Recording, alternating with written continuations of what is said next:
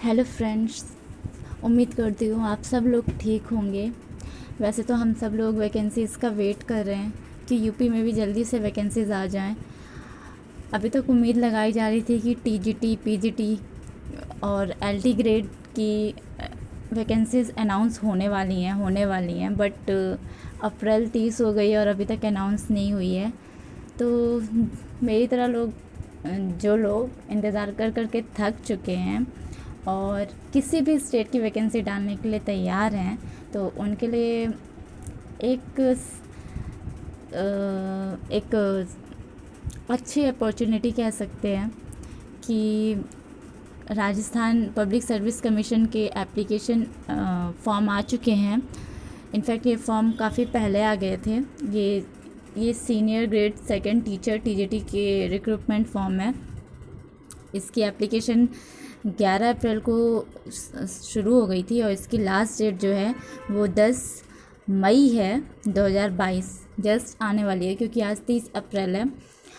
मैंने सोचा था कि इस पे वीडियो बनाने का कोई मतलब नहीं है क्योंकि हम लोग यूपी वाले हैं, यूपी की वैकेंसी का वेट कर रहे थे और पूरी उम्मीद थी कि अप्रैल लास्ट तक वैकेंसी अनाउंस हो जाएगी क्योंकि चुनाव भी ख़त्म हो चुके थे। बट हमारी सरकार हमें थोड़ा और आराम देना चाहती है या हमसे थोड़ा और टाइम लेना चाहती है। तो ठीक है, अब सरकार जाने। फ़िलहाल एज अ कैंडिडेट अगर आप लोग दूसरे स्टेट की वैकेंसी डालना चाहते हैं तो ये आपके लिए अच्छी अपॉर्चुनिटी है कि राजस्थान का आप लोग डाल सकते हैं क्योंकि इसमें जो पोस्ट हैं वो काफ़ी ज़्यादा आई हैं ना। उसके बारे में हम बाद में बात करेंगे। फ़िलहाल फ़ीस की बात कर लेते हैं क्योंकि फ़ीस भी एक इम्पॉर्टेंट इशू है। बिना पैसों के कुछ नहीं होता।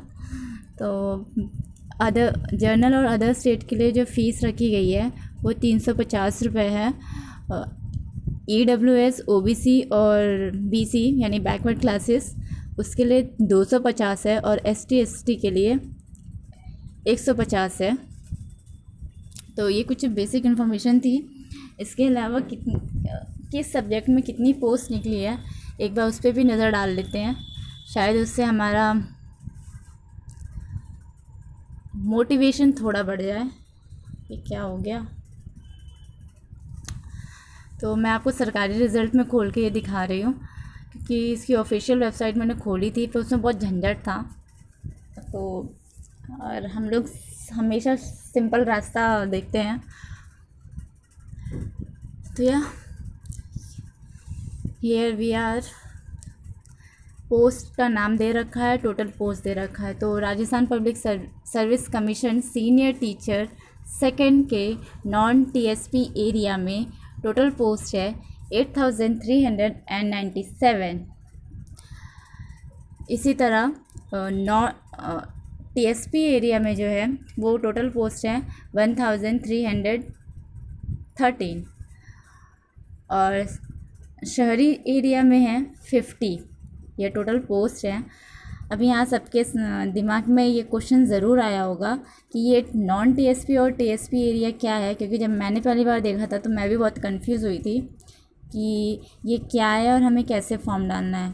तो ज़्यादा कंफ्यूज होने की बात नहीं है। ये नॉन TSP और TSP जो है वो दो कैटेगरी बनाई गई है, लोगों को बेसिकली डिवाइड किया गया है। और TSP एरिया में जो कैंडिडेट अप्लाई कर सकते हैं वो नॉन TSP में नॉन TSP कैंडिडेट जो हैं वो TSP में अप्लाई नहीं कर सकते, लेकिन TSP एरिया के कैंडिडेट जो हैं वो नॉन TSP में अप्लाई कर सकते हैं। अब इसका बेसिक समझ लो कि जो TSP है, नॉन TSP है, वो एक तरह से नॉन रिज़र्व पोस्ट है, मतलब वो जर्नल है, उसमें सब कोई अप्लाई कर सकता है। लेकिन जो TSP है वो जो है रिज़र्व पोस्ट है, मतलब उसमें वही कैंडिडेट अप्लाई कर सकते हैं जो इस कैटेगरी के अंदर आते हैं, मतलब फाइनेंशियली जो कमज़ोर हैं, इकोनॉमिकली कुछ पोस्ट जो हैं वो रिज़र्व करके रखी जाती हैं। कुछ जैसे हमारे यूपी में SC ST के लिए कुछ पोस्ट रिज़र्व करके रखी जाती हैं, उनमें बस वही अप्लाई कर सकते हैं। वैसे ही राजस्थान में भी ऐसा एक कैटेगरी बना रखा है कि जिसमें अदर बैकवर्ड क्लासेस के ही लोग, जो पिछड़ी जाति के रिज़र्व कैंडिडेट हैं, उनके लिए ही जो ट्राइब्यूनल कमिटीज़ होती हैं उससे बिलोंग करने वाले कैंडिडेट ही डाल सकते हैं। तो ये छोटी सी बात हो गई। बेस अगर और आसान भाषा में मैं बताऊँ तो अगर हम लोग यूपी वाले नॉन TSP में अप्लाई करेंगे, बस क्लियर हो गया। अब हम आगे बढ़ जाते हैं, आगे देख लेते हैं किस सब्जेक्ट में कितनी पोस्ट आई है। ये सब्जेक्ट वाइज पोस्ट बता रही हूँ मैं। उससे पहले एलिजिबिलिटी देख लो। वैसे ये सब मीट कर रहे हैं, क्योंकि जब टीचर की तैयारी कर रहे हैं तो सबने BEd या DLEd किया ही होगा, ऐसा हम मान के चलते हैं। बाकी ग्रेजुएशन इसकी एलिजिबिलिटी मतलब कैंडिडेट का ग्रेजुएट होना ज़रूरी है। ऑफकोर्स BEd किया है तो ग्रेजुएशन तो होगा ही, तो इस क्राइटेरिया का कोई मतलब इशू नहीं है। आगे देखते हैं डायरेक्ट पोस्ट में। हिंदी में टोटल पोस्ट मैं सिर्फ नॉन TSP की बात करूँगी क्योंकि मुझे उसी में अप्लाई करना है और मेरे जितने फ्रेंड्स हैं उन्हें भी उसी में अप्लाई करना है, और हम अदर स्टेट से बिलोंग करते हैं तो हमें उसी में ही अप्लाई करना पड़ेगा, ठीक है। तो ये हिंदी के लिए हमारे लिए टोटल पोस्ट है 1173। ऐसे ही इंग्लिश के लिए 1509, मैथ्स के लिए 1356, संस्कृत के लिए 1510। संस्कृत है किसी का? संस्कृत की पोस्ट काफ़ी हैं। उर्दू के लिए 94, पंजाबी के लिए 70, यानी पंजाब वाले अगर डालना चाहें तो डाल सकते हैं। वैसे तो अभी कोई जान पहचान का है नहीं, खैर आगे देख लेते हैं। यह आ गया हमारा main important subject social science, जिसके बहुत सारे कैंडिडेट होते हैं, और साइंस। तो सोशल साइंस में 1300 पोस्ट हैं और साइंस में 1385 पोस्ट हैं। तो यहाँ साइंस की ज़्यादा पोस्ट हैं।